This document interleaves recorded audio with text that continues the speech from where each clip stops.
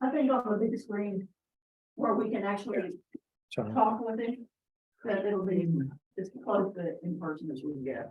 And you know, the last time he was here, he This said is that's that his good. health That's good wasn't news. allowing him Okay. to travel. All right. Yes, before, whenever that was. So He's younger than me. well, he may be dealing with some other things too that we don't really. Yeah. He's also moving.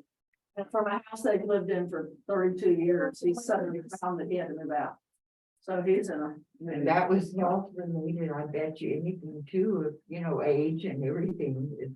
I don't know. Age and everything. Age and everything, oh God. So hello, everyone. I hope everyone can hear me okay on Zoom as well as in the Gompa here. They were just talking about the announcement that John Landau will be doing a teaching for City Garba next Thursday. And that'll be online as well as they'll be watching it here in the Gompa together on a television screen if you would like to have the group experience. And then I'll be back here in 2 weeks to conclude this teaching on the 8 worldly dharmas, 8 worldly concerns. Let's go ahead and begin with the prayer, the praise to Shakyamuni Buddha. We'll do a few additional prayers and then we'll do a short meditation. So that's on the screen for all of you at home. In the Gompa, I think it's what page? 73. I've forgotten all the page numbers in the prayer book, having been here before.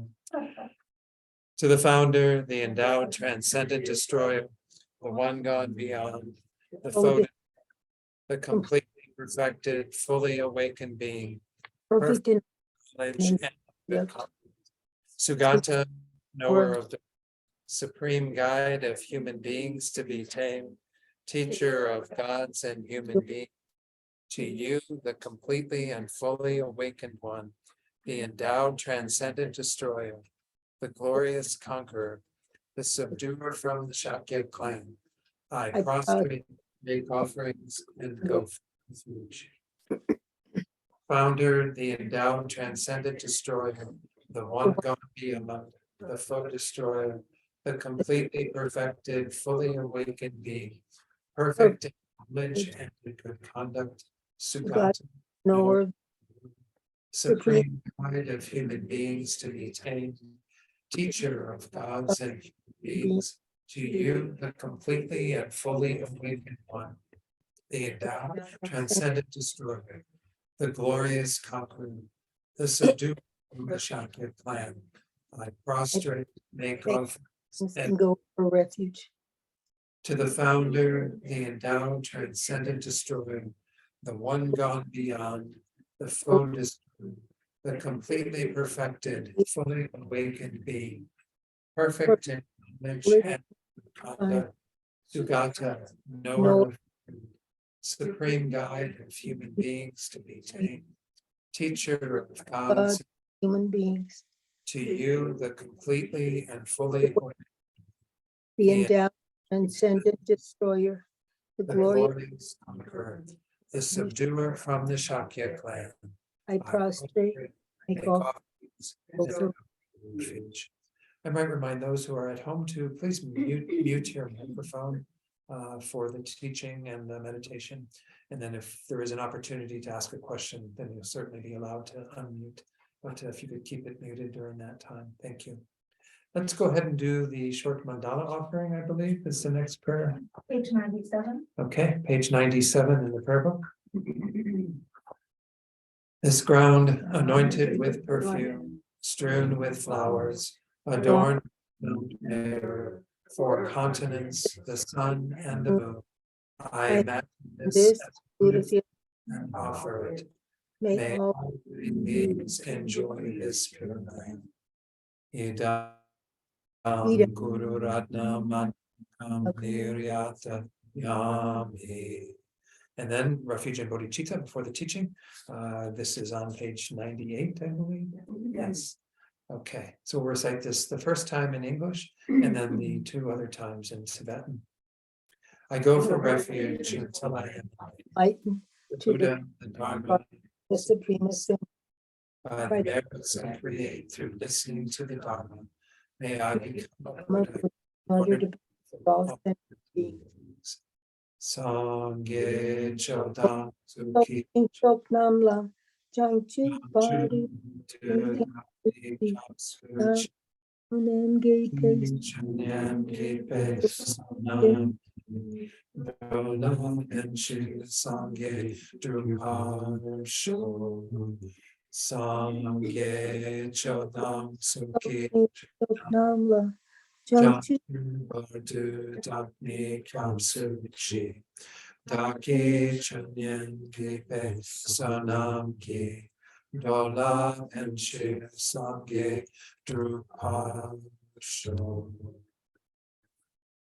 Okay, I'll get the screen adjusted so that you can see me for the meditation and the teaching at home. Okay. Let's go ahead out of.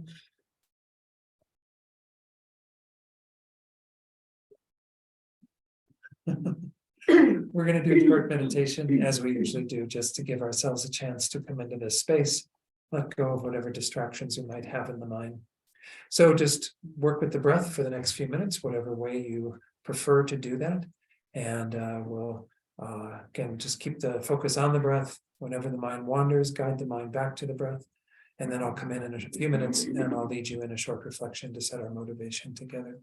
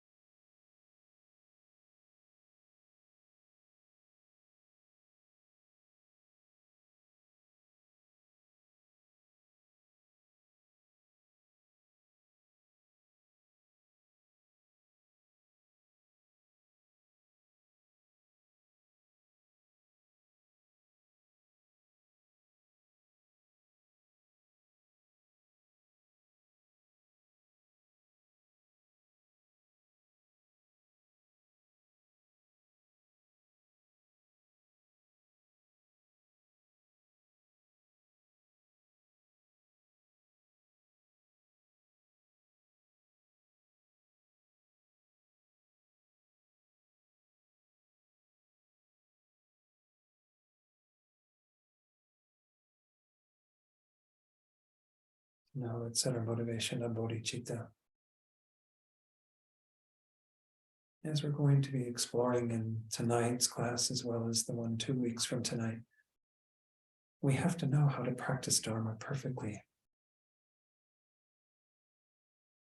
And of course, one of the key things that we'll be discussing is motivation. What are the thoughts that we bring to our actions? The actions and the objects of our actions are not as important as our own minds. Developing the thoughts that are most beneficial and eliminating those that are negative and detrimental to our well-being. So as we all know, bodhicitta is the most powerful positive state of mind.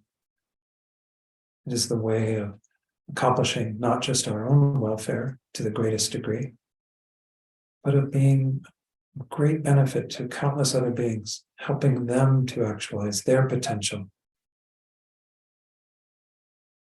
There is no more powerful mind than bodhicitta. And so, in essence, practicing the Dharma to the greatest degree means doing all our actions with bodhicitta. Especially when we come together like this to explore the Dharma. We need to have this motivation so that we make the best use of the time that we have together. So recall the fundamental elements of bodhicitta. It's rooted in a feeling of closeness to all beings, a desire to benefit them, to help them, to find the happiness that they seek, and to be free from all suffering and dissatisfaction. And within that, to recognize that we then have to hold those beings as dear and supreme, cherish them to the greatest degree, put their needs and their welfare at the top of our minds. And then to recognize that if we are to help others to that degree, we need to work on ourselves. We need to develop ourselves completely. Without becoming a Buddha, we will be limited in what we can do for others. So we generate this twofold aspiration, the aspiration to benefit all beings to that great degree, and the aspiration to become a Buddha so we can accomplish that. And we hold those intentions very strongly in our heart, so that what we do tonight does become Dharma, does become the means for achieving the happiness and welfare of all sentient beings, ourselves included.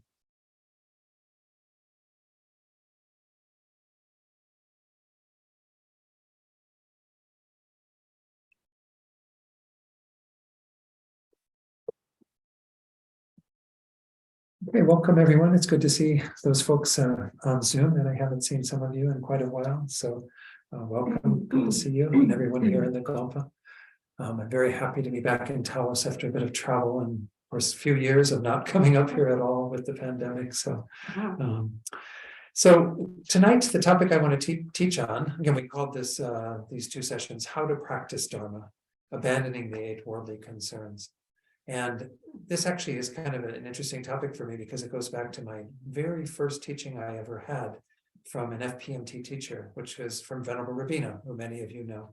And that was back in San Francisco at Seichen Ling's location on Juist Avenue. I had recently moved just up the street from there. We had this amazing good fortune. Seichen Ling had moved there a month earlier. So every day when I would go by to go down to the BART train to go downtown to work, I would see Seichen Ling's postings in the window, and they put up a poster of Venerable Rabina, and that she was going to be doing a course on the Door to Satisfaction. Door to Satisfaction being a text that I will quote from here and there that begins by talking about the 8 worldly dharmas. So in January of 1996, I started studying with Venerable Rabina, and that was the beginning of what led to me being here in front of you tonight. So it's kind of always nice to revisit this book. I actually did some teachings for Tupten Nobeling on this book, I think last year. And it's really incredible to go back to things that we read very early in our Dharma career and see how different our minds are, but maybe also how they're the same, how we still have a lot of work to do. And so I want to remind you, I'm doing this teaching for all of you, happy to offer it, but it's also for me because I need to constantly remind myself as well about these most precious teachings, especially from Lama Zopa. I remember when I started reading this, I of course wasn't, didn't have my Dharma eyes completely open then, and not that they're completely open now, but nonetheless, don't think I got a lot of what was going on here. But it's amazing that Rinpoche starts off this book by talking about how he came to the realization that everything that he had been doing up to that point when he found this interesting text that I'll talk about, everything that he had been doing wasn't really Dharma. We might have that same experience going through this teaching, like looking at our lives and going, what have I been practicing? He found this text in 1974. Lama Zopa is the reincarnation of what's known as the Laudo Lama. There's actually a wonderful biography of that Lama and goes into Rinpoche's years and what have you. He was found this text, I think it's from a Nyingma master, and it's called Opening the Door of Dharma. And he started reading it, and he says, this is some of his comments from Door to Satisfaction. He says, this text describes the initial stage of what we call thought transformation. Again, thought transformation, mind training, we can say everything that the Buddha taught is mind training because it's all about working with our minds. But he says, in other words, the first thing to practice if you want to practice Dharma is this mind training that's set out in this text. He says, only when I read this text did I come to know what the practice of Dharma really means. During all the years of my life until then, I had not known. Practicing Dharma is usually regarded as reading scriptures, studying, memorizing, debating, saying prayers, performing rituals, and so forth. I mean, many of us in the room have those as part of our daily practice, right? Where we sit and we do various recitations and things, mantras, texts, what have you. He says, it was only when I read this text that I found out how to practice Dharma. I was very shocked that all my past actions had not been Dharma. When I checked back, all those past years of memorizing and saying prayers were not Dharma. From all those years, nothing was Dharma. Of course, we have to understand this is Rinpoche speaking. He's giving us an amazing exercise in his humility and what have you. No doubt he was already fully enlightened perhaps by then, but he's telling us that we always have to be going back to these basic teachings and checking up to see if what we're doing is really Dharma. We call ourselves Dharma practitioners, but what are we really practicing? It is important, certainly, to pay attention to the commitments that we have. Those of you in the room who've taken tantric initiations, and you know that you have to do a sadhana, which is the sort of means of accomplishment of that particular deity that you've been initiated into. Maybe you have to recite so many mantras. Maybe you're trying to accomplish your preliminary practices, the nundro, and so you're reciting so many Vajrasattva mantras every day. We're not saying that it isn't important to do those. We're saying what is most important is that we begin with looking at our very minds and what the starting point for practicing Dharma is. Then all of those actions will make sense. All of those actions will be Dharma. But it has to kind of start with this very basic idea of what does it mean to practice Dharma?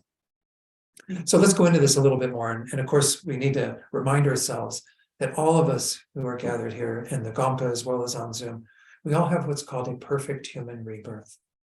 We have this human opportunity that we don't know how often we've had this. They say, of course, we've had this many times because we've had countless rebirths, but we know we have it right now. We have all the conditions in place to be able to make good use of this life.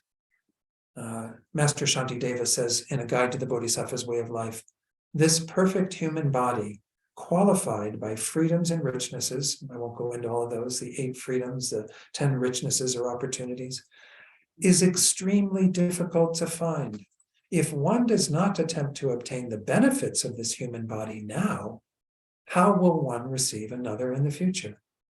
So we see that there's this idea of extracting the essence of this human life, doing something purposeful and meaningful with this human life. This is the starting point for our understanding of the importance of practicing Dharma, because we have the opportunity now. And we keep thinking, oh, well, later on, maybe I'll do some more practice. Later on, I'll do this and that. But it's right here, right now. Every one of you has this opportunity, regardless of the individual situation that you find yourself in. Rinpoche says, with this perfect human rebirth, we have the opportunity to create the causes to have happiness and to avoid suffering. Remember that the Buddha's basic premise for everything that he taught is that all beings have that fundamental drive. even ants and cockroaches and what have you, are all driven to want happiness and to want to avoid suffering. This human life gives us the opportunity to actually create the causes for that, to actually engage in the teachings that will lead us to that. And we, of course, know these teachings from our own exposure to future good rebirth. We can attain the happiness of liberation. We can attain the happiness of enlightenment and be free from all suffering and all dissatisfaction. Without a doubt, we can accomplish all of that. But we need, once more, that beginning point, that place where our minds begin to turn towards Dharma and away from this human life. Because the whole job of Buddhist practice is to work on our own minds, to develop our minds to the greatest degree, to once more remove everything that is negative, enhance everything that is positive, so that we are free from all suffering and we experience only happiness and well-being.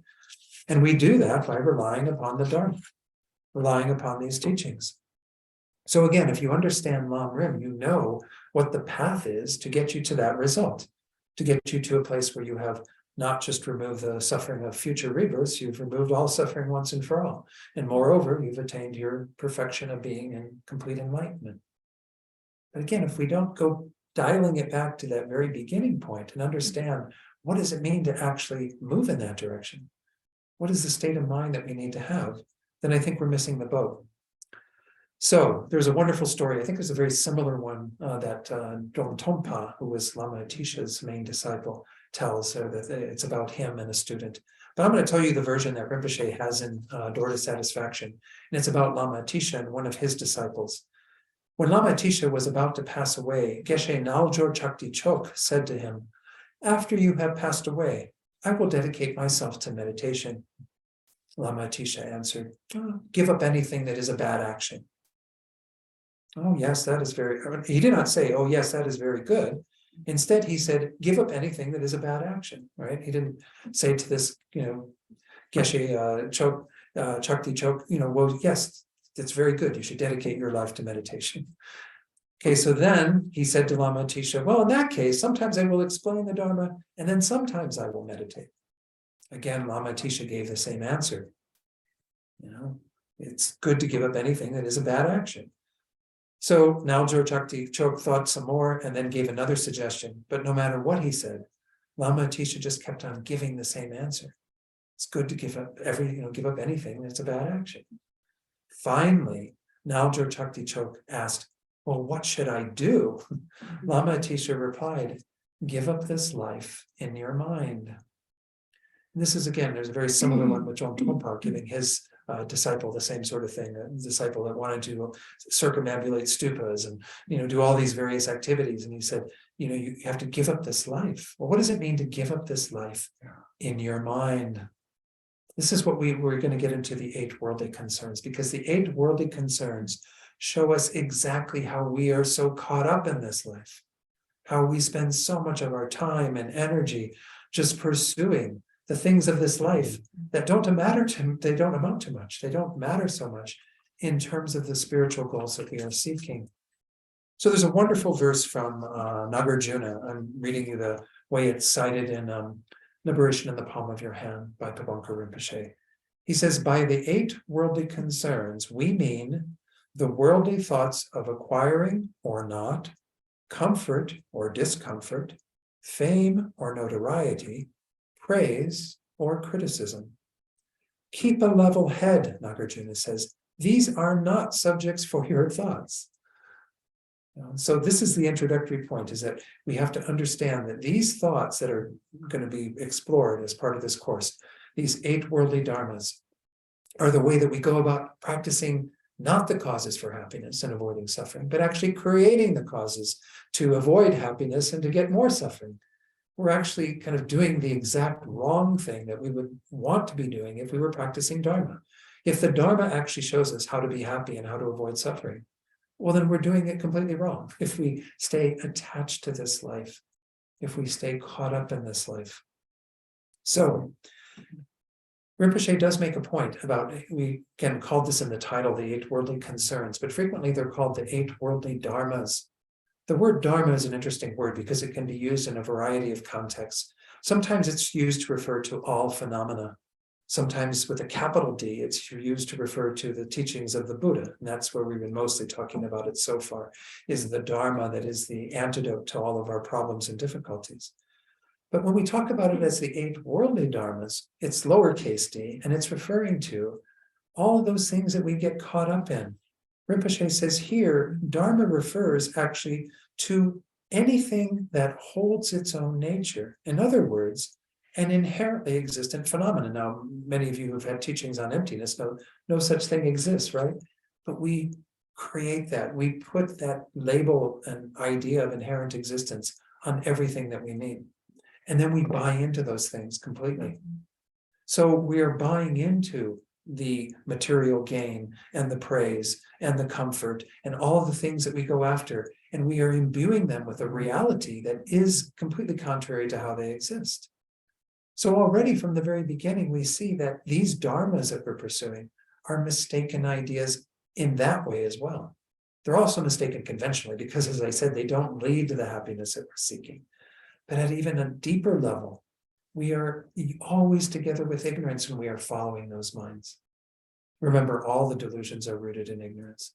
So every time that we have a mind that craves desire or craves comfort and craves delicious food and whatever else, that the mind goes crazy for, this is always imbued with some level of ignorance. We always have a false idea about how those objects actually exist. Rinpoche says, to the ignorant mind, each object holds its own nature. It sees a flower as truly existing without causes or conditions, and hence holding its own nature. Therefore, a worldly dharma, a worldly concern, is whatever the ignorant mind grasps onto as existing from its own side. So we see again, our ignorance is always playing a role in here.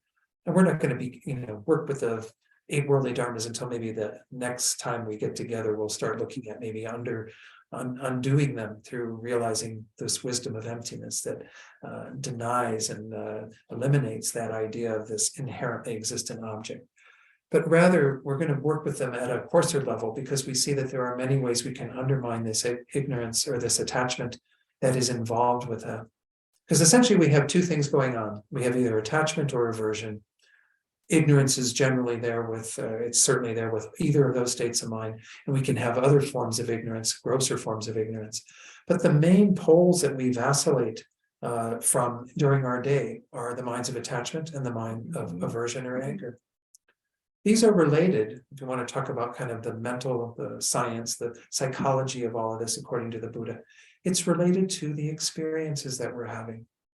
We have those experiences that are pleasant, and the mind develops an attachment to those pleasant experiences because we haven't learned the Dharma that won't, allow us to or keep us from having that desire and attachment. And then we have the experience over here of those things that are unpleasant. And here we have the mind of aversion or anger that wants to get away from those and push those out of our lives. And of course, those are the mental patterns that we go through throughout our day a zillion times. Oh, here's something delicious and delightful. I'm going to go after that. Oh, and I'm getting thwarted by something else coming along that's not so good, and I'm going to push that out of the way. Then I'm going to go back for something that is really good and wonderful. And we kind of vacillate in this sort of yo-yo pattern throughout our day from what is really good and pleasing that we go after, and then what is really horrible and awful that we try to avoid. And we have this pattern that just plays out in not just those thoughts, but often actions that come from those thoughts, right? Because we sometimes say or do things on the basis of this vacillation between these 2 poles that are harmful and detrimental to ourselves and to others. This is the fundamental problem that we have to get away from. I know it sounds like we're sort of starting, this is the beginning of our Dharma practice, but we don't even learn some of the tools to work with this until much later on our path, right? But if we don't begin to use what knowledge we have to undermine these patterns of attachment and aversion, we're never going to really practice Dharma. We're going to end up wasting this life in some ways. Yes, we'll plant some nice seeds by reciting some mantras and doing this practice and being with these lamas and all these wonderful experiences. But if we're doing everything with this attachment to this life, it's not going to amount to much. It's going to be very weak in terms of its power. So Rinpoche just really pounds this home that, what is at the heart of so much of our problem is really this dissatisfied mind of desire, because desire or attachment is the key motivation in the beginning, that when we get kind of latch on to that which is pleasing and delightful for it, then we get upset when something comes along that gets in the way of that, right?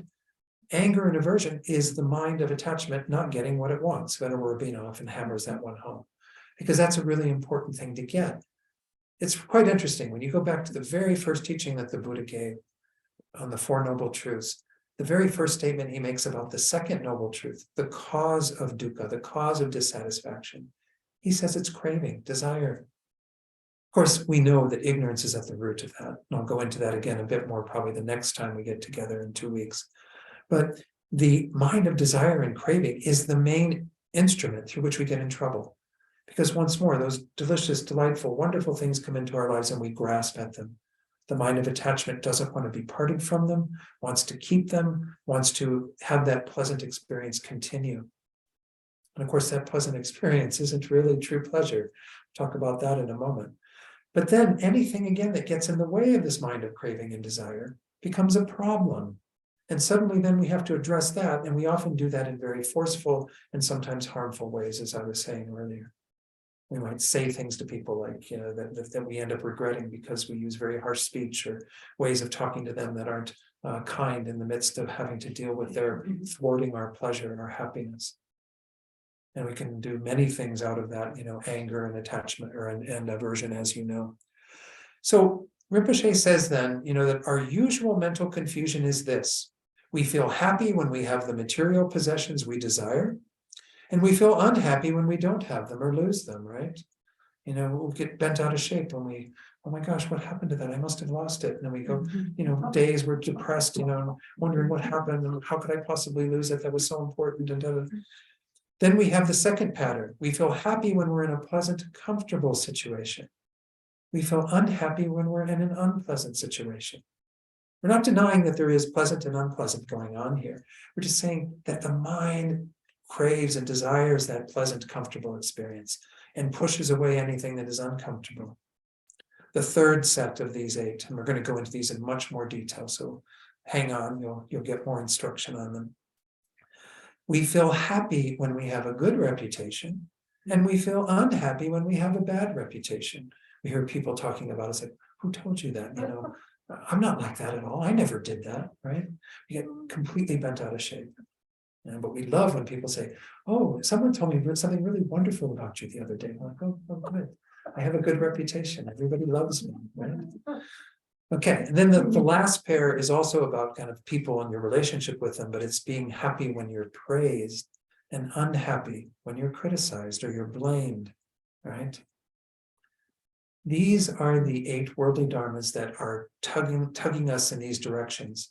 And as I was saying just a few minutes ago, when we go chasing after this happiness that is these temporary, fleeting experiences of pleasure and try to avoid what is unpleasant, we aren't really grasping at real pleasure or happiness.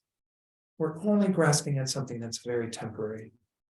It's only satisfying in the moment. We have to keep going back for that, to recreate that moment. This is why this is called the dukkha of change, right? Remember that? This is one of our levels of the truth of suffering, to understand that even those pleasant things that we're involved in don't have the ability to last. They don't have the ability to fully satisfy. But nonetheless, we keep going back to them like moths to a flame, right? We just go, oh, there's that again. Yeah, I'll take that. Yeah, give me that. I want that. And then again, if anything gets in the way of that or we lose that, then we have a problem. Then it becomes a big deal, right?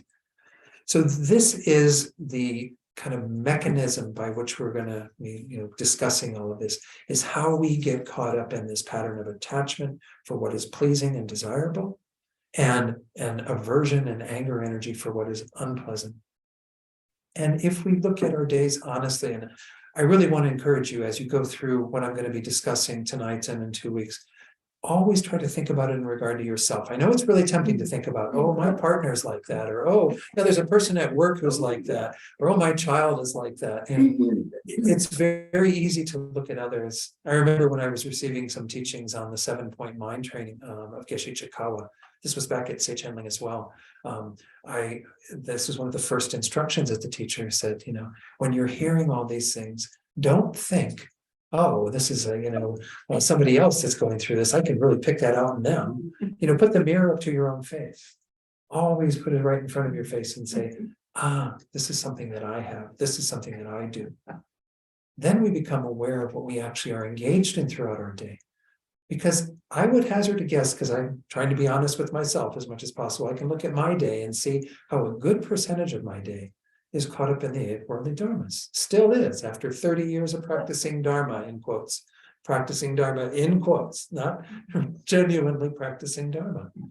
We still have this tug of all of this. It keeps pulling us back. It keeps us going back to these very sort of fundamental desires that we have.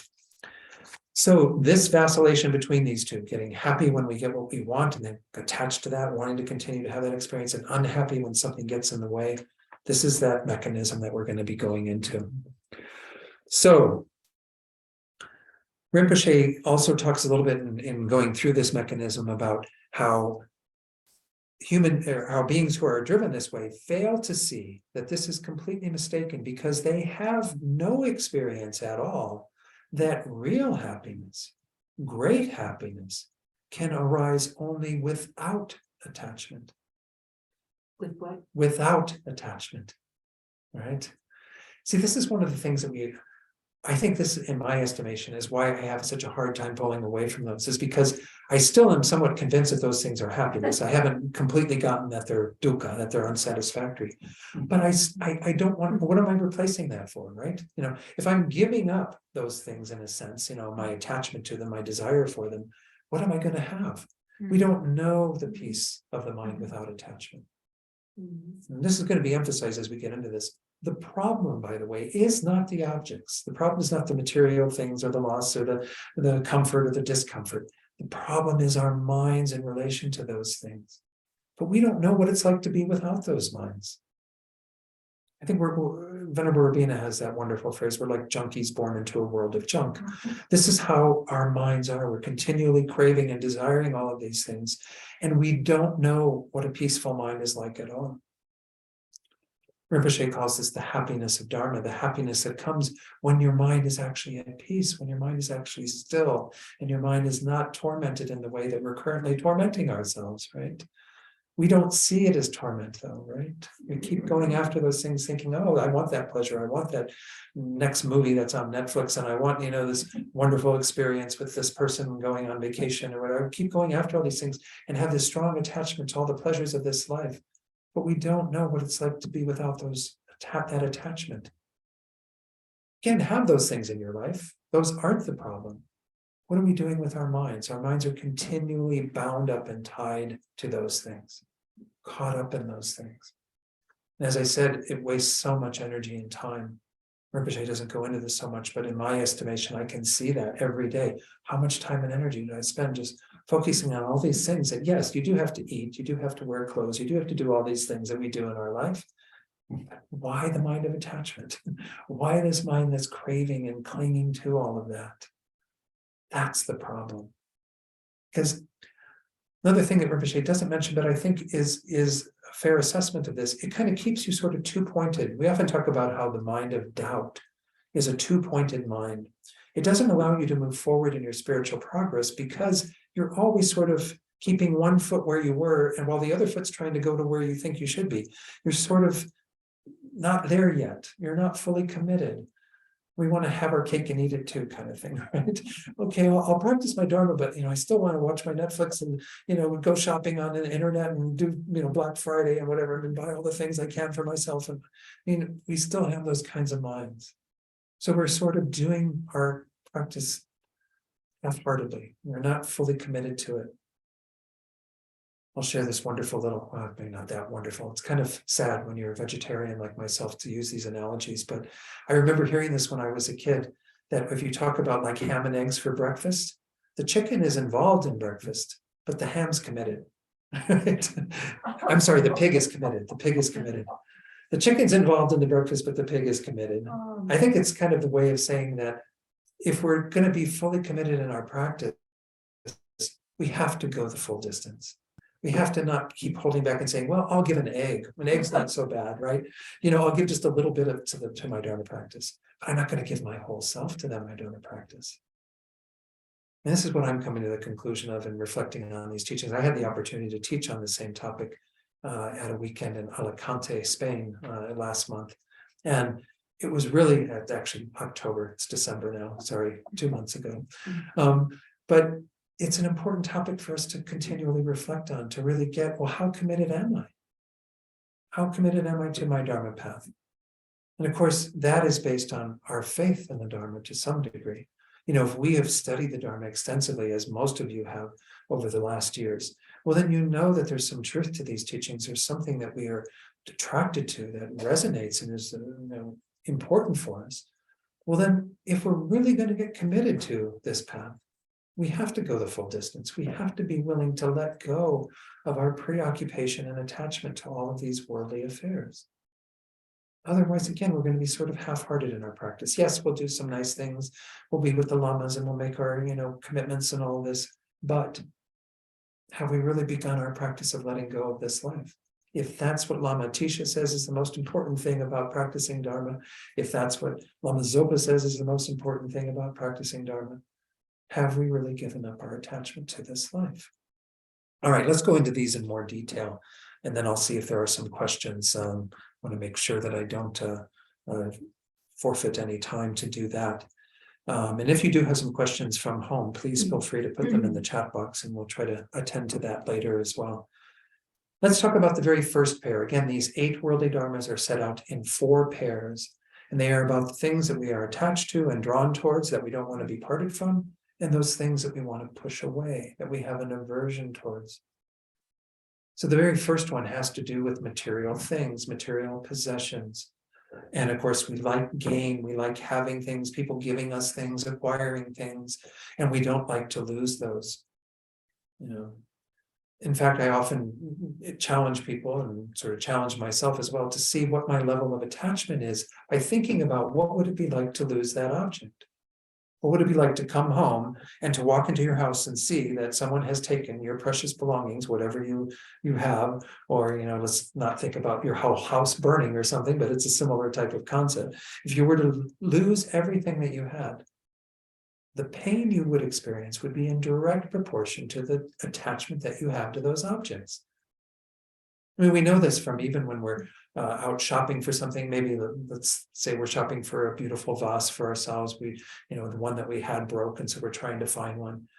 And so we're walking to a store and we start looking at the various vases and we go, that one looks kind of nice, but I think I'll keep looking around, and we look a bit more and we come back to that one that caught our eye, right? And we start looking at it a little bit more, and it starts appearing even more attractive, right? When it was on the shelf just among all the other vases, it kind of just blends in, and then you start holding it, looking at it, and go, this one would be really nice. I think I could imagine this with all the flowers I get, whatever.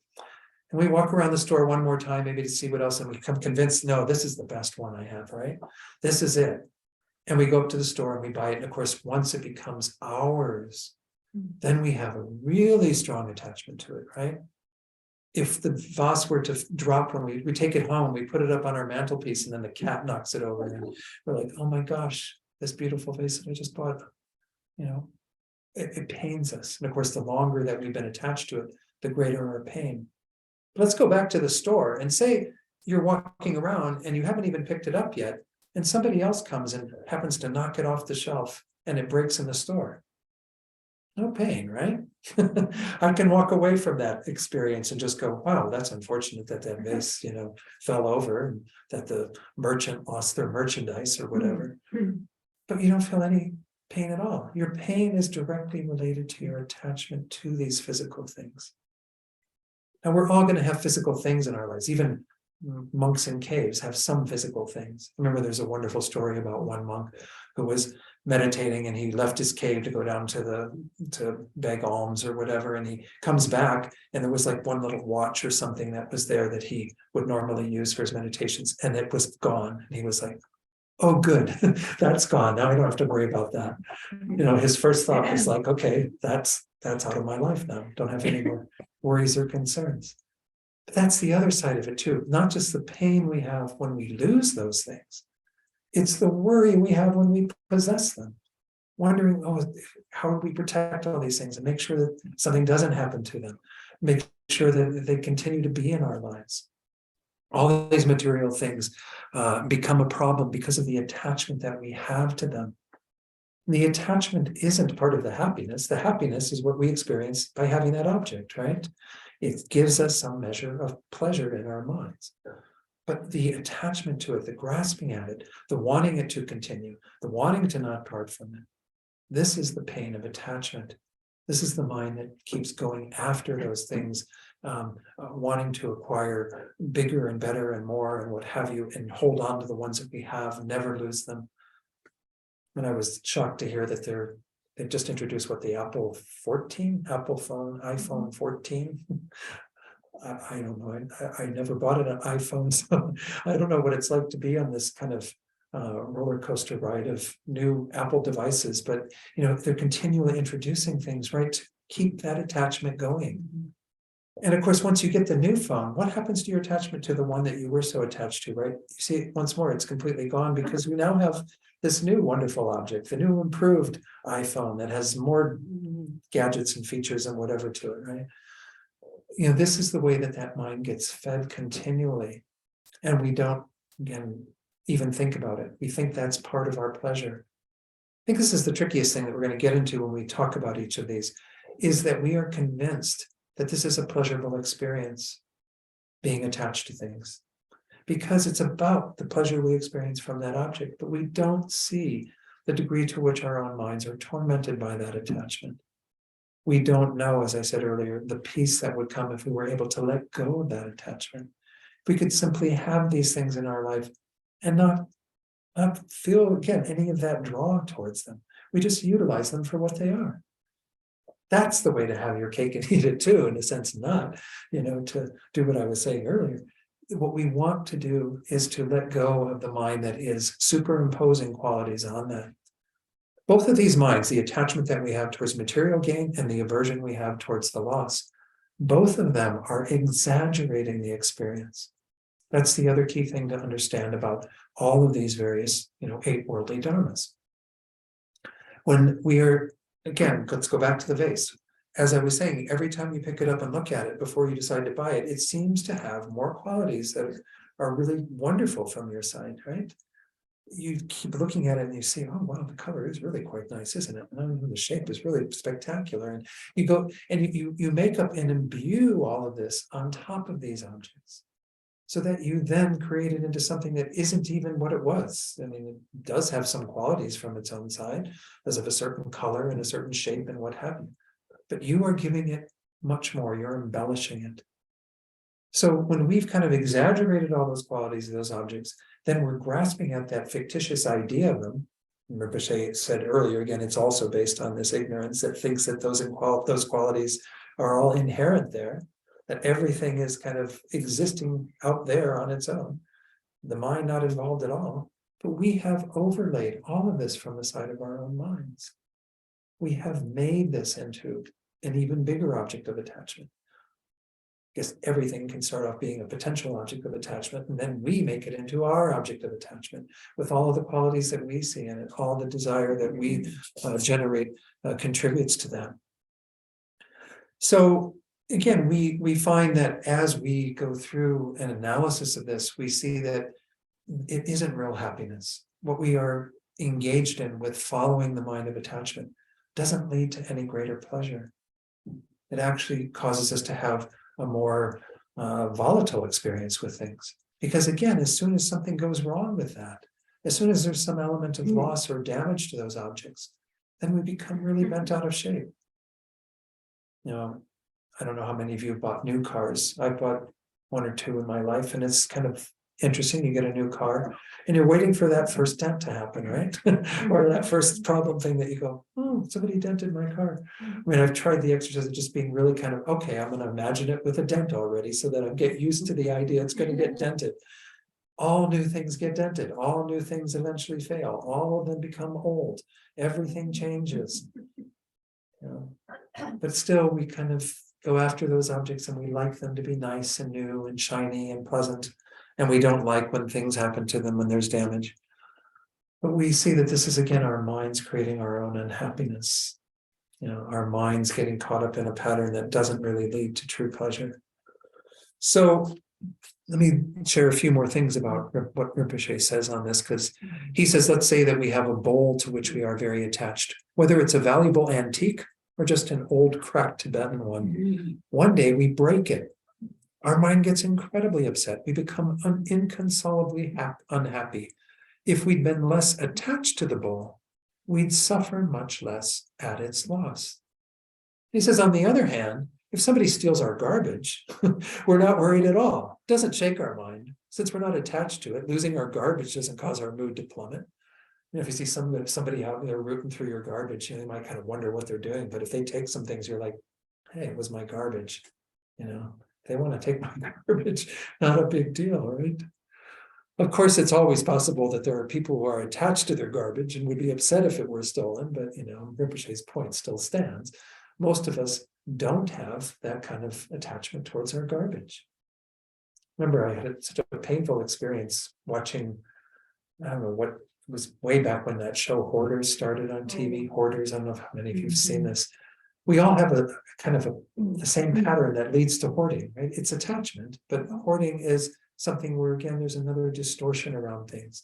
You can see it more clearly there because it doesn't register with most of us, right? We don't get the attachment that people have to filling their house with things that are, just like, what are you keeping that for? I remember one of the first episodes that I watched of this. I didn't watch very many of them because I couldn't really stand to watch people in that place of just such desperate attachment. But this woman had like rotting squashes on her floor, like pumpkins and things that were just completely moldy and awful. And she didn't want to get rid of these at all. These things, again, I didn't want to point out other people so much, but other people, if we use them as a mirror to look at ourselves, we see, well, maybe I'm not that person who keeps rotting squashes in my house, but I'm a person who nonetheless has desire for things, has craving for things. I can see my own stuff that I'm quite attached to, that I'm clinging to, that I'm putting so much attention towards and wanting to hold on to and protect and not lose.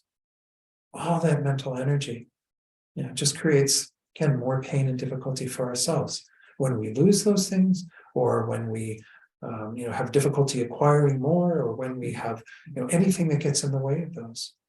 And the pain itself of just following that mind of attachment is unbelievable.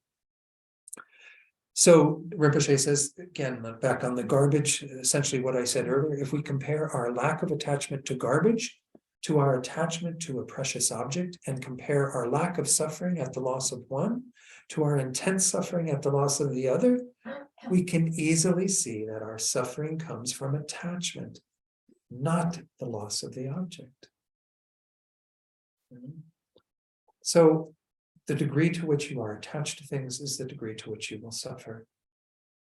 I was just talking to my friend Lynn, who's on the Zoom room with us tonight, about Ngawang Chotak. Ngawang Chotak is an old teacher of old student of Lama Yeshe's and Lama Zopa's, and he was a teacher at Seichen Ling. I had some teachings from him. And I remember how he would talk about a friend of his that he traveled with in Europe. I don't know if this was after he'd met Buddhism or not, but this friend would talk about everything in the past tense. So he would say, oh, this was a really nice watch that I had. So he would already be wanting to let go of it before even, enjoying it in a sense. You talk about everything in the past tense. It must be kind of weird to be around that, but it kind of keeps you from having that sticky mind, right? That mind that clings to it as if, oh, I have this. This is mine. Becomes an extension of us. If we're already thinking that it's sort of out of our life, oh, this is going to go away, and that's going to go away, and everything's going to go away. Well, then we don't cling to it as if it's part of our life right now. I think all these material things, if we really see, another really important contemplation is to think about what happens when you die. And we know we could die at any moment. We have that kind of understanding. We don't live our lives perhaps from that place. But if we know that we're going to die at any moment, who's going to deal with all your crap? I mean, seriously, we've got, maybe some of us have a lot less than others. Those of you who've simplified your lives, this is a wonderful practice. But, I think I simplified my life when I left San Francisco to go to the master's program. And now I've been in Santa Fe for 17 years, the stuff starts accumulating, you get more things. Well, who's going to deal with all that stuff? What a horrible thing to do, to leave all of that to someone else, all of your garbage. But again, they might see it as garbage. Who knows? Might be some wonderful things that, you had in your life. But this is again a mind of attachment, holding on to these things, thinking we're going to live forever. We're going to hold on to these things and keep them with us. So this like some sort of deterrent to us being able to, pass on or something. Of course, I still like classical music. I used to do a bit more collection of classical CDs earlier on when I was working at Levi Strauss and had lots of money to do that. I remember I had a gramophone magazine, which is a music magazine for classical music. There was an editor to the letter to the editor. Sorry, talking too fast. I need to slow down. A letter to the editor that was about somebody who had written in saying that they had over 50,000 CDs, like some ridiculous number, really tons and tons of CDs. And this person was saying, I don't know what this person thinks they're going to do. They can't even listen to all of those CDs in a single lifetime. And do they think it's somehow going to keep them from dying? That, having all of this sort of anchor in this world of having all these physical things is going to keep you from passing on and going to the next life. But, we all do this to smaller degrees, perhaps with things still in our life where we get very attached to them, want them, see them as an extension of ourselves, and don't want to let them go. But you're going to have to let all of these things go. When death comes, not a single thing can be taken with you. So why are we holding on to it now? I know, can't think of her name right now. I have it here. Wonderful teacher, Tenzin Palmo, I think is her name. A teacher she's in the Kagyu tradition, I believe. She says, it's kind of like we're in this prison, but we're, decorating our prison really, really nicely. We're putting up all sorts of wonderful things to, make the prison cell look even better and better. But we don't get that this is a prison we're in. The more that we kind of embellish all of this, the harder it's going to be again to go from life to life with any peace of mind. All these things that we have attachment to, the pain and suffering we're going to experience when we have to part from them is going to be immense. So why not part from them now, or at least mentally part from them? Again, it's nice to get rid of the physical things to some degree because they do become a bit of a hindrance. As people find out when they have to move somewhere, all the things that they had collected, that suddenly they've got to find a place for, or they've got to get rid of, or they got to do something. It is a bit of a problem. And of course, our culture embraces this concept of buying things so much. Here we are on the cusp of the holiday season, and this whole concept of like, oh, I got to buy you something, and you buy me something, and just becomes a collection of more and more stuff. And we've seen what it's doing to the planet as well. It's kind of an aside that I don't need to go to, but this first one is really an important one to think about, as most of us probably have some level of attachment to material things. Now, again, what we're talking about, and we'll get into more next time when we meet, is how do we undermine that? What are the thoughts that help us to not go there? I've already touched on them to some degree. That these things aren't ultimately satisfying, that they aren't going to last, that we are going to have to separate from them. But the important thing is to see that it's the mind of attachment that causes the pain. The things themselves are not the cause of the pain. Again, might be nice to simplify our lives a bit, not have quite so much stuff, but it's the attachment that's going to get you. And it's the attachment that isn't just going to get you at the end of this life, it's going to get you every day of this life. It's going to keep you preoccupied with these things and acquiring things and protecting the things that you do have so they aren't lost or stolen or damaged or what have you. Again, a lot of energy that we put into that. Let me open it up to see if there are any comments from anyone on this one in particular. I don't know if there's anything in the chat box. Yes, Jenna. I had a wonderful experience dealing with my mind when I got my new truck. Okay. Drove up to Colorado to get it, and my mind was just, so driving it home, and I stopped for gas, and I get out, and there are 2 chips in the paint on the edge of the door. Uh-huh. Yeah. And I'm in this gas station. I'm just like, I can't believe it. Oh my God, my beautiful truck. And they sold it to me. Oh my God, it's chips under the. I'm taking pictures of it and I'm sending it to them, to the person. I'm like, And, you know, at the same time, trying to work with my mind, like, Yeah. it's just a thing, it's a thing. But, you know, balancing that, my mind being just overrun with the pleasure and the, you know, all from all the, you know, the way it smells, the way it looks, the way, you know, the whole thing. And it was just very humorous. Yeah, yeah. When we look at ourselves and see how ridiculous we Yeah. act around these sorts of things, like, yeah, a few chips of paint that are missing, you know. I'll bring it back, you have to give me a new one. This one. Yeah. Yeah. Again, I have this thing sometimes with books. You order a book and then you get it in the mail or something, and like it's all dog-eared already, and you know, pages are, and you're like, oh, I wanted a perfect book. Why do you want a perfect book? I mean, really, we don't think about it. You know, the book is going to get used. It's probably going to get dog-eared by you using it. It's probably, you know, and yet we have these things that we get attached to them being in a particular way. And of course, especially how we paid all this money for it. We kind of think that somehow we're due that. Yeah. But it's all hilarious when we look at it and kind of see how we act this way, for what reasons, you know, really. Yeah, I'm married too. I have this idea that a lot of times, with me anyway, something that I love, that I think is really beautiful or something, Mhm. I feel like it enhances me, Yeah, you know, personally, yeah. like I'm a better person or something. Maybe I'm just more attractive, or I mean, let's just say a pair of earrings.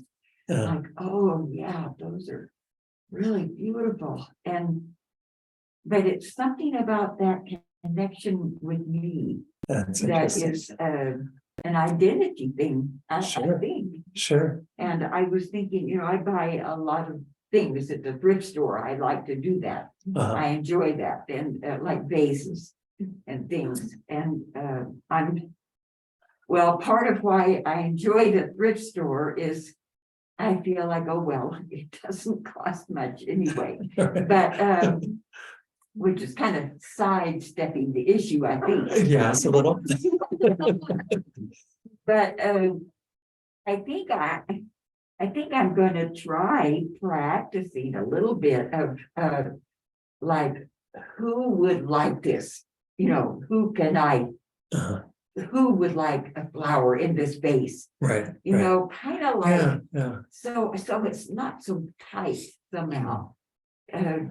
Right. I mean, right. otherwise, I mean, it just sits on the shelf or something, Sure. but it's not, And you it's know. mine.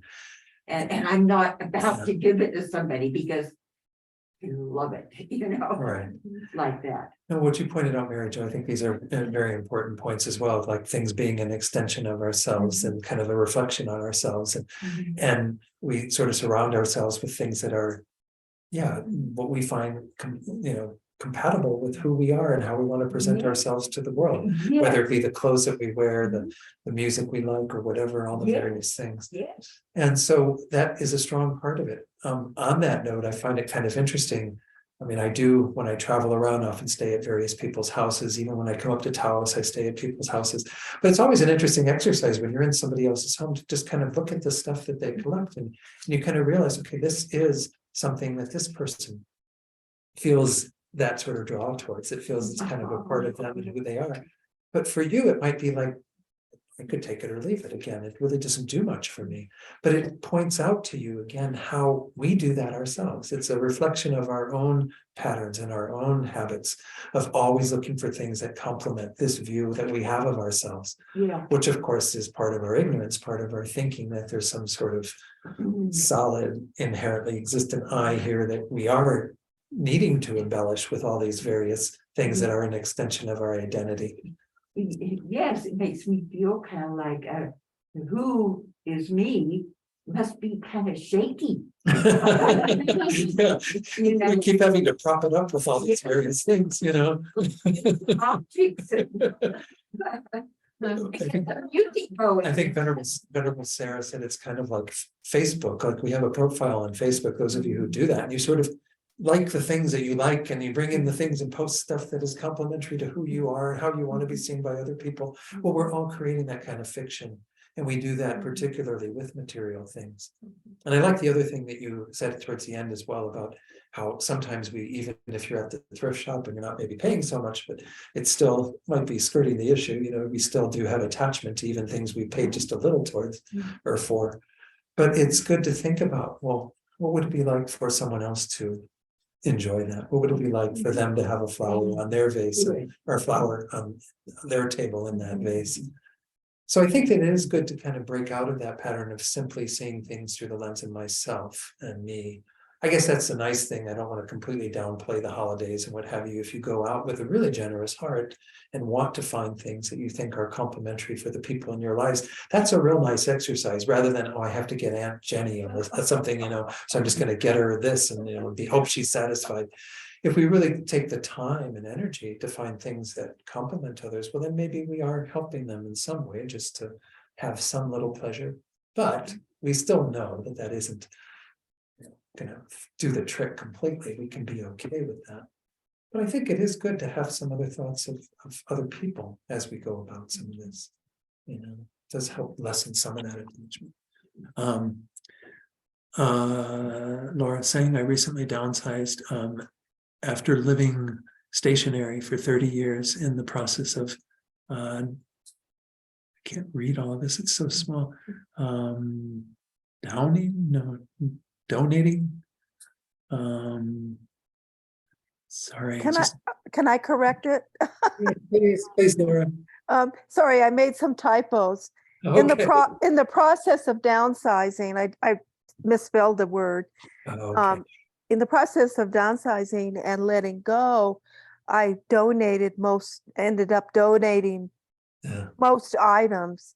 And it was very rewarding to just let go and to know, like Mary Jo said, to pass that on in some way to anyone else that could enjoy it as much as I did. Yeah. So it was rewarding. Great, Laura. Yeah.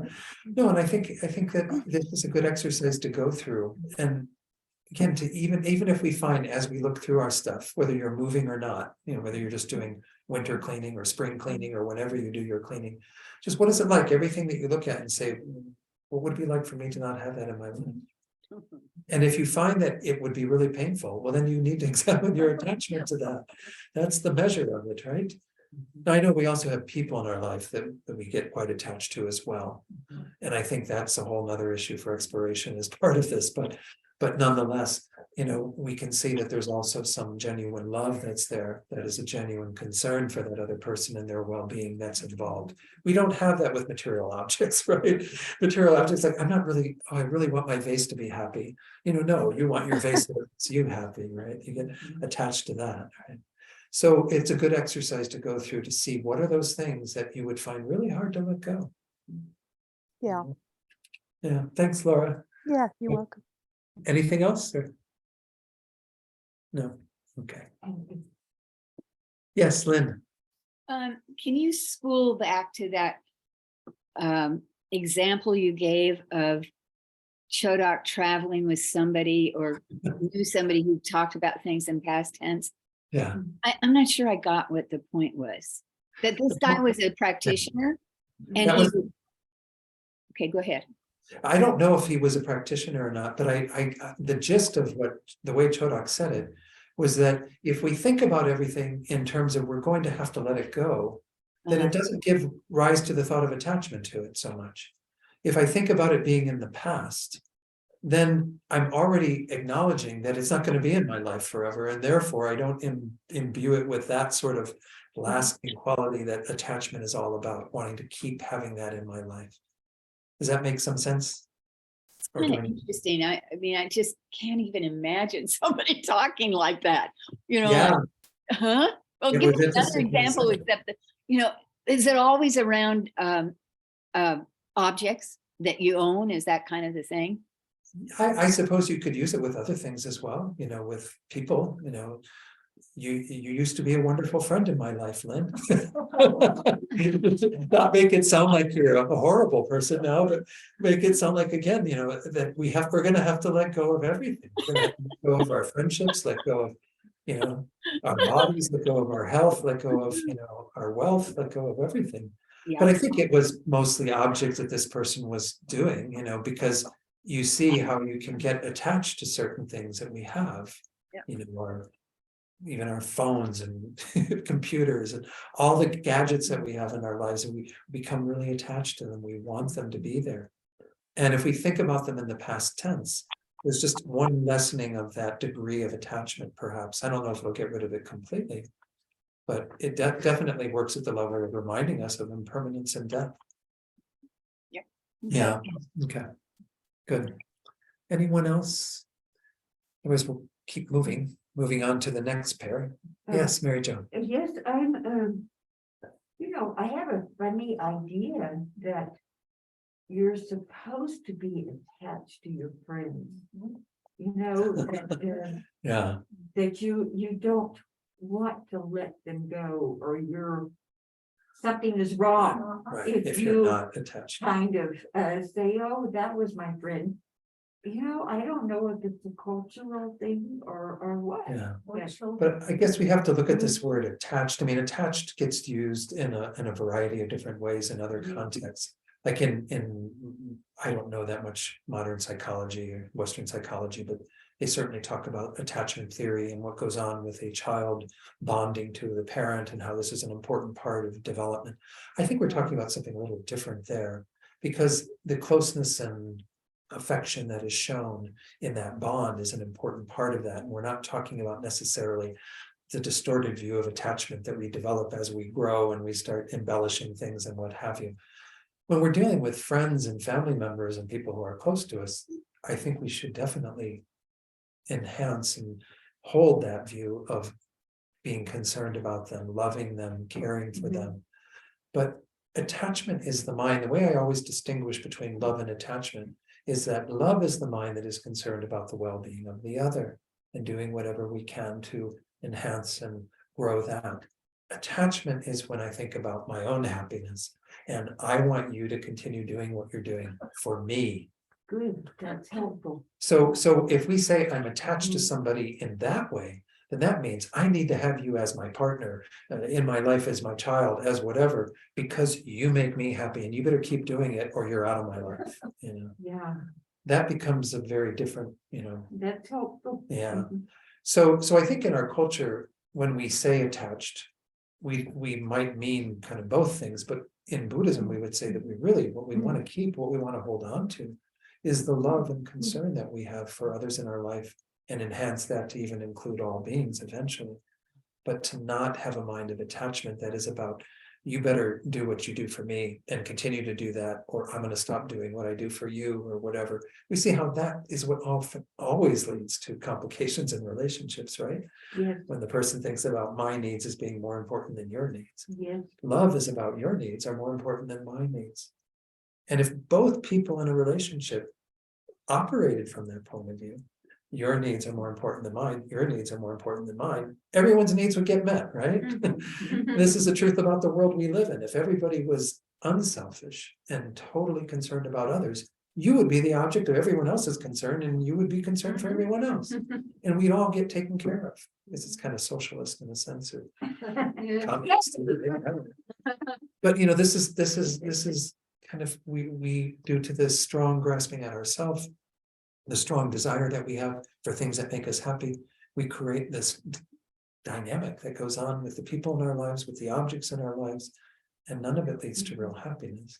And it can only lead to eventually some sort of difficulty and problem. So let's go on to the next one, because these two kind of disappointment at the very least.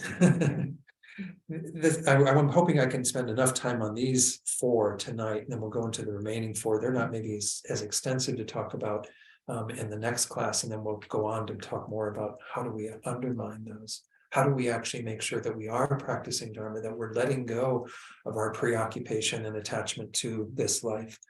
These are, again, craving for happiness and comfort, and craving to be free from unhappiness and discomfort. These are kind of put together. And when we talk about comfort, we're not just talking about, having the temperature the right way. And we're not completely like a Goldilocks sort of thing, the bed has to be just so, and the soup has to be the right temperature and the chair has to be so. That's a part of being comfortable, but we're also talking about all the experiences of happiness that are involved in sense objects here. Rinpoche actually points out that one of the main things that we talk about is food. He says, if we check, we'll find that this unhappy mind definitely comes from craving for transient pleasures, the thought of the worldly dharmas. We are so obsessed with comfort that many of us are extremely attached to food. A little bit of food that we enjoy, and suddenly, simple nutritional food isn't enough. We want to make sure that it has all these other qualities. It's flavored in this way and at this particular temperature and blah, blah, blah, blah. In this culture, of course, we've gotten really involved in food and many other sensory pleasures that we totally are consumed with. As I said a short while ago, we do have to eat, right?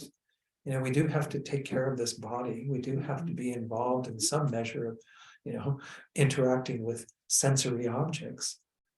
We've kind of gone overboard and we get really bent out of shape. Again, the measure of our attachment is how bent out of shape are we when we don't get what we want. We go to our favorite restaurant and the food they serve us is lukewarm and it isn't as delicious as it usually is. And suddenly it's a huge dilemma, right? We don't want to even pay for it. Send it back. I don't want anything to do with this food. This is, again, indicating the degree to which we are attached to having things our way, which is essentially another way of putting this second pair. I want to have it so it's comfortable for me, so that it brings me my pleasure and my happiness. And I don't want anything that is uncomfortable. Another example that I often use on this, when you're flying Southwest, of course, you can often get stuck in the middle seat. But if you're reserving your ticket with another airline, reserving your seat with another airline, unless you're traveling with somebody else, where they're going to be in the aisle or the window and you want to be sitting next to them, you never reserve the middle seat in advance, right? I mean, I've never met anybody who reserved the middle seat. Why? Because we are really averse to discomfort. Just the simple discomfort of a 2 or 3 hour ride on a plane that's like this, this is enough to like drive us over the edge, right? And of course, if you didn't reserve your seat, or if you're flying Southwest and you end up in the C section and you end up with a middle seat, well then, you're stuck with it and you kind of deal with it, but you might be disgruntled like the entire flight. Well, why? How lucky you're on a seat that gets to go from point A to point B, you managed to get on the plane. Plane didn't crash. So many things to be happy about, but we get so bent out of shape at just a little bit of discomfort. Right? So again, Rinpoche says not getting exactly the food we want or getting something that's not quite right becomes a huge problem in our mind. We're agitated the entire day from morning till night. Then he goes on to say when we're obsessed with our own comfort and pleasure, we're easily disturbed. Right? When this is our mode of operating, I'm always looking for things to be the right way for me. Then anything that's out of line, anything that's not exactly the way we want it, becomes a problem. And I know we all have this to some degree. Venerable Rabina told me once, I don't think this was in confidence, she said this is the hardest one for her to work with, is our attachment to pleasure. To just having things the way we like them. Because we are all kind of inner Goldilocks, right? We have that kind of, I want it just right. I want it to be exactly the way I want it to be. Otherwise, I'm dissatisfied. Well, think about it. Again, we're getting caught up. If these things were, truly the sources of our happiness, truly what would give us, then some measure of happiness that is lasting and we can rely upon, then maybe it would make some sense. Maybe it would make some sense to be that meticulous about what we're getting. But most of it is just temporary stuff anyway. All the food you eat is going to the same place and going to come out the same place, right? It's not like you have to be that specific about what goes in the mouth. Anyway, there's lots of ways to think about it, but food is a big one for many of us. Yeah, Mary Jo. Yes, I recently was with an old friend, an old roommate, and she was that to an extreme, like, oh, let me turn the thermostat down a little bit, and then, let me get a heating pad for my feet, they're a little bit cold. Yeah. And on and on and on, and this pillow is just a little bit too flat for me. Right. And I mean, but you see, I kind of got caught in that because I'm thinking, I'm criticizing her in my mind. I'm saying, oh, look at that. Oh, this poor person doesn't have any idea. She's just running around in little circles trying to Yeah, appease herself. yeah, But on the other hand, I thought there was some lesson in that for me sure. that I didn't want. Maybe. A lesson for you that you didn't want. Yeah, I think there are. And this is where, again, when I said earlier about not always looking at other people and pointing these things out, Yes, you yes, can look at other people as long as it's a mirror. yeah. You know, as long as this is a mirror to say, wow, I'm that same way, you know, except maybe my pet peeves are, you know, this being not quite right and that being not quite right. But, you know, this is how we live our lives, with a lot of preoccupation with being comfortable all the time. You know, back on food, I think we do a lot of things around just like being obsessed with particular diets and ways of approaching things. Even, you know, I'm vegetarian, I'm not vegan, but you know, I get really kind of uptight if like this whole thing around meat and what have you. Like, you know, how dare you serve me that meat or something? You know, that's kind of, it's being a little too, again, identifying too much with all of that, seeing that that's just not a healthy way to live our lives, with this sort of attachment to only eating particular food, only eating things. I get some exercise with a lot of that letting go when I do travel. When I traveled in Spain, of course, I had to let go of a lot of things because we're on a whole different schedule there with eating and everything too. But nonetheless, you know, it's good to be out of our comfort zone. One friend of mine said we actually don't grow unless we're outside of our comfort zone. And when you think about it, that's actually, there's a lot of truth to that. And if we grow in terms of our spiritual development and kind of seeing, wow, this is a crazy mind that's operating. It's so obsessed with the pillow being just right and the, you know, and we just have to, you know, listen to that lesson and take it in and say, yeah, we're all doing that to some degree. Right. Yeah. Inner Goldilocks. Okay. The best, most quotable thing I've heard you say to, okay, with the emphasis on quotable. Okay. They'd like inner Goldilocks. Any other comments on that? Let me open it up to questions. We only got 5 minutes left. I really wanted to make sure I at least touched on these first 2 sets, because I think they do kind of operate in tandem, because the material things oftentimes are those things that we have some sensory experience with. So we get very attached to continuing to have that kind of happiness from those objects. We like to play our music and have our music all there for us at our fingertips. And we like to have all the food that we enjoy in our fridge so we can go there anytime and open the door and go, oh yes, I have that to eat. It's so wonderful. What's it like to, you know, be without those things for a while? What's it like to have to eat something else? What's it like to, you know, if we see our mind gets really bent when we have those thoughts, well, that's indicating the attachment we have to those sensory pleasures, to that comfort. Anyone else? Yeah, Mary Jo, please. Taking up a lot No. of time. No, you have good questions and comments all the time, so. Sometimes, several of us have been reading together the book by Lama Yeshe about when the chocolate runs out. Oh, right. You do. And he talks there, he mentions about even attachment to the Dharma is somehow undesirable or something like that. And in my mind, I was kind of wondering about, where does commitment become attachment? And it's kind of hard for me to understand what he's talking about attachment. I don't really get that. I don't understand that. But I think I'm picking at it a little bit, trying to dissect it, you know. Yeah, no, Lama Yeshe's comments about attachment to our path, I think it is important to take a look at them, you know, and really understand what he's referring to, because you might think, well, yeah, I've got this path and I'm very committed to being a Buddhist practitioner and I want to, you know, do it with full force and energy and what have you, but how can it become attachment? He often points out how, once more, we can see the attachment present if we see what our mind does when we're criticized about that. We haven't gotten into blame and being criticized as well as praised. But, you know, when somebody says something bad about Buddhism, when somebody says something that, you know, they would disagree with about it, do we like find ourselves going, how dare they do that? And like really feeling a strong attachment to, but this is the correct view. This is my view. This is everything that it should be. That's good.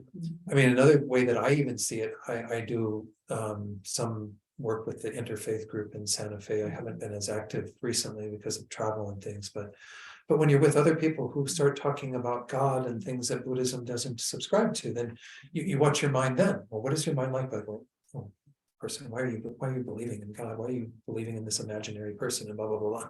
You know, if you start seeing that those are the thoughts that are going on, well, then that's some attachment to your own path. That's some kind of inability to be comfortable just being the practitioner you are, but feeling like everyone else needs to kind of honor it or in some way, you know, not go against it or whatever. Yeah. I think we see that mostly in relationship to when others are perhaps being more challenging to our particular points of view and the way that we live our lives. But it's obviously possible. Lama Yeshe talks about it frequently. The one free book from Lama Yeshe Wisdom Archives, Ego, Attachment, and Liberation. I think there's a whole article in there about not being attached to our path. And if we look at it from the point of view of I'm once more, I focused when the mind of attachment is there. I want the Dharma to be this for me. And if it doesn't, or if something kind of threatens to poke holes in it or do something to it, then I get uncomfortable because suddenly this I isn't being satisfied, isn't getting what it needs. I think we have to be kind of comfortable with just practicing the Dharma for the sake of the Dharma and for what it leads to in terms of our own, you know, ability to benefit others, to, you know, accomplish things that are within it, but not get too attached to the result, the path, all of it. But it's a hard one. I do agree that it's kind of hard to see attachment operating in those places, but we see how much it's there when we are challenged in those ways. Yeah, Handrick. Well, the Dharma, practicing the Dharma, seems to, from what I'm hearing tonight, Mhm. seems the Dharma, when you practice it, it's really supposed to be for others. Ideally, but again, it's not solely for others, because this is this whole idea that His Holiness often talks about, that we're actually wisely selfish when we care for others, because that's the way to care for ourselves. So we're never out of the equation, but we're not at the forefront of the charge forward. The charge forward is always others. How do I care for others? How do I make sure that they are attended to and have what they need for their happiness and well-being. And in the process of doing that, it's undeniable that we're going to create the causes for our own happiness.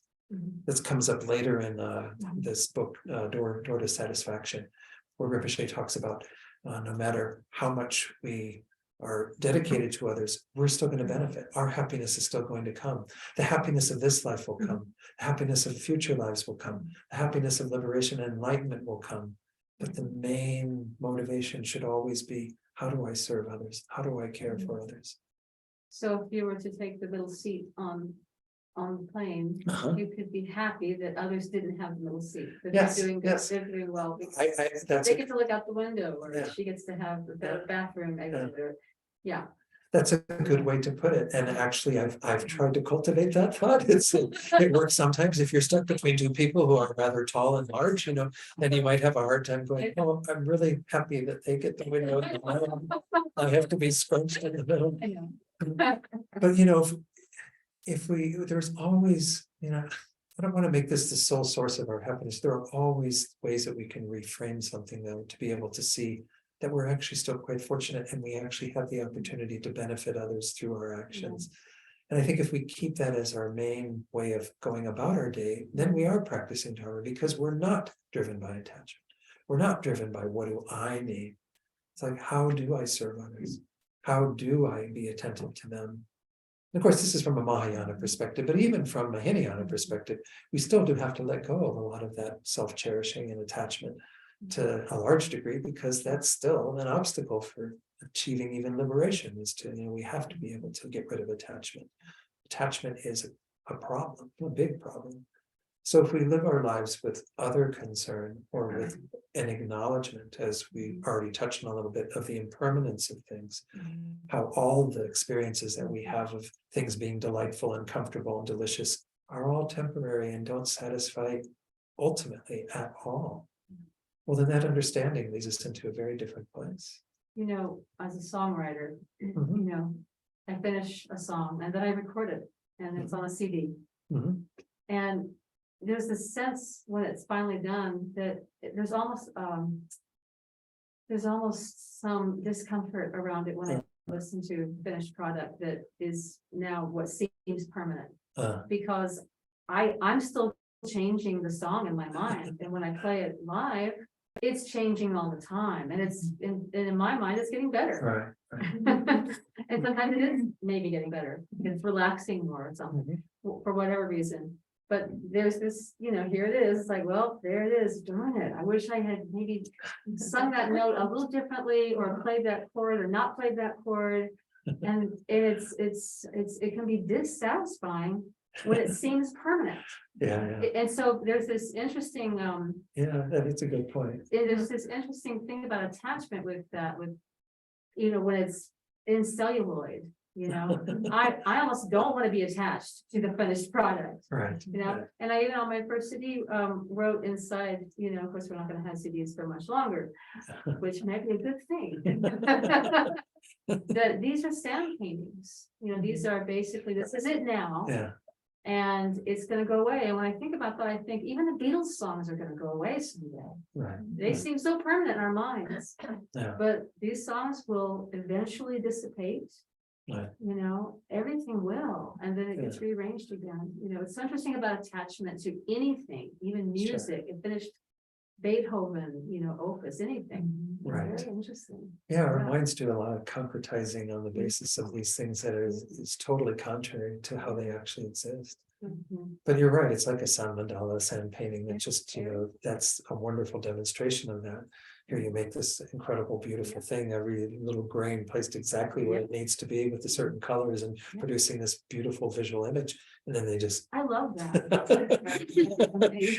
I love that. It helps when I think sound paintings, I think, okay, this is the ultimate, and you know, this is a really great teaching for letting go of anything I create that I Right. think I'm creating. Right, because the eye gets awfully invested in that, as you said, particularly when we have something that's a finished product in quotes. I do have a big lesson though going Yeah. on right now with letting go of things because we're moving.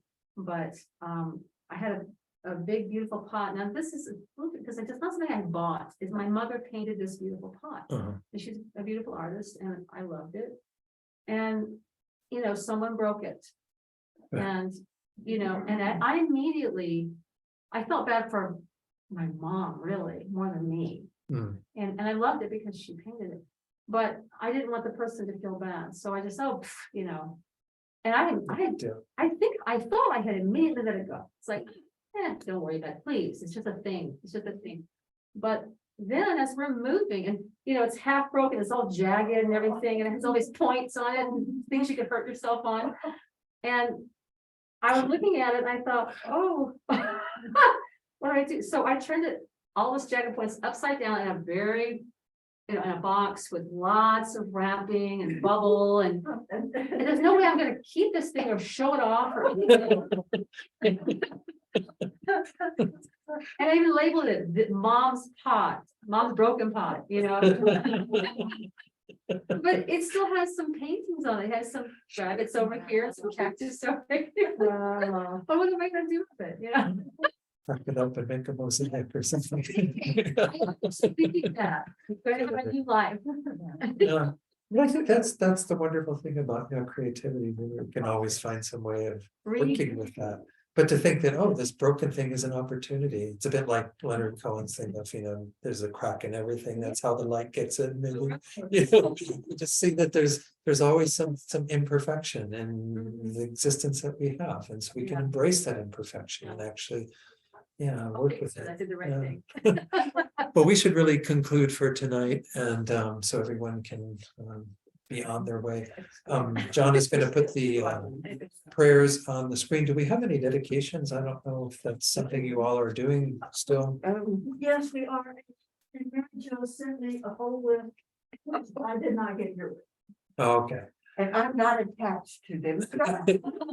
So we will think about all those people who are on the dedication list or who we're holding in our hearts and dedicate for them as well. And we'll begin on, I don't remember the pages again, 35. 235. Wonderful. And John will get those on the screen folks, in just a second. This is essentially the Gewa prayer and the Jongcho Samcho prayer. Okay, good. Yeah, I'll scroll down to those. Great, right there. Let's do this in the Tibetan. My chanting voice is not the greatest these days, but nonetheless. Gewa di nur du dan lama sangye do kyo do wa chi kya mahal de sa go sho jang cho sam chogren poche ma ke panam ke gyurchi ke wanyam pa me payam gom ne gom du pelwar sho. And then the long life prayers for His Holiness and Lama Zopa. Let's just do those two. The wish granting, wish fulfilling jewel, source of every single benefit and happiness in this world. To the incomparably kind Tenzin Gyatso, I beseech, may all your holy wishes be spontaneously fulfilled. And then for Rinpoche, you who uphold the subduer's moral ray, who serve as the bountiful bearer of all, sustaining, preserving, and spreading Manjunath's victorious doctrine, who masterfully accomplished magnificent prayers, honoring the three jewels, Savior of myself and others, your disciples, please, please, reply. So thank you all for being here tonight. I realize I talked rather quickly and I had a lot of material I wanted to make sure I cover as part of this course. What I would encourage you to do, you've got 2 weeks between this and the next class, is work with these two sets of these two pairs, and try to be cognizant of them to some degree. Maybe, again, you're not able to overcome them yet. That's okay. That's what we just need to become aware of them. But try to take note of when you're doing these in your day. How often you find yourself drawn to material things and the fear that comes up of losing them, and then also the comfort, the happiness that we are constantly seeking, and how much we get bent out of shape when things are uncomfortable. And just take note of it. Don't make this an exercise in getting depressed. I mean, it's not meant to depress you. It's meant to wake you up to what we're doing with our lives, so that we acknowledge that we want to do something different. We want to be able to not get so caught up in those things. And as I keep emphasizing, it doesn't mean those things are not in your life, that you become somebody who never has any sensory pleasures at all and just locks himself up in a cave, but rather you have those things, but you experience them differently. You work with your mind. And share this quote, but Rinpoche says, the workshop is your mind. And Venerable Rabbeinu often emphasizes that's where we have to make the changes. The external world can be changed if you wish, but you can change the external world all you want. If you never change your mind, you're going to keep getting the same results, right? So, all right, everyone, blessings, be well. I'll see you again soon. Thanks, Don. Thank you. You're very welcome. Thank you all. Okay, bye-bye. Thank you, Don.